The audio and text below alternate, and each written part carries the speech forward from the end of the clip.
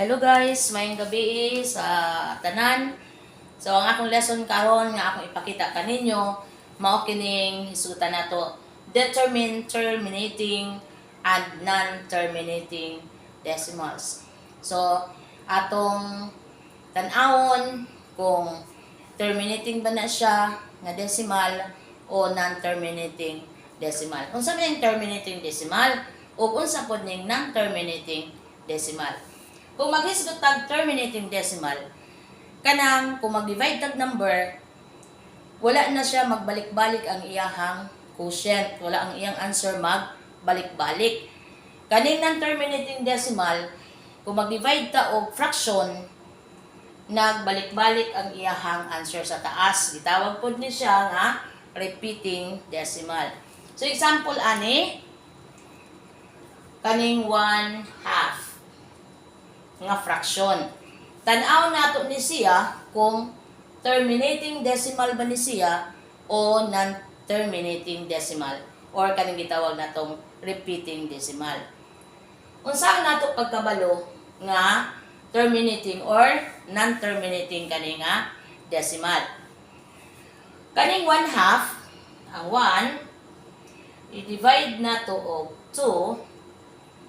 So, ang 1 divided og 2 dili pwede. So, butang tag decimal point, butang tag 0. Ang 10 divided by 2, ang answer 5. 5 times 2 is 10. Minus 10 is 0. Kung 0 na gani ni siya diri guys, mao na ni siya iyang answer. So, wala siya nagbalik-balik. Wala na siya nagbalik-balik na napa siya 5, napa siya 5, or unsa pang mga number. Kanina jud siya. Og 0 na ni siya. So, mao na siya ang giingon nato nga terminating decimal. Dito ta sa non-terminating decimal or repeating decimal. Example kanito 2/3. 2/3. I-divide nato ang 2 sa 3. Butang tag 0 din decimal point. Butang tag 0 sa ubos. Ang 20 divided by 3 is 6. 6 times 3 is 18. 20 minus 18 is 2. So, karon butang tag 0 din butang tag 0 din 20 divided by 3, ang answer niya 6. 6 times 3 is 18. So, minus na po nato siya 2. So, kung answer na po butang tag 0, butang tag 0, 6 gihapon ang musunod siya nga answer. Mao ni siya karon gitawag siya nga repeating decimal or non-terminating decimal.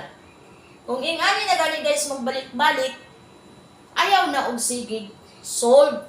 Nga mubutang pa ka dito. Kaya hangtod matiguang ka, mao ra gyapon answer sa taas, di ba? So ang atong buhaton kung repeating decimal na siya, butangan na lang nato sa babaw o bar. Buot pasabot kung balik na gihapon nga number.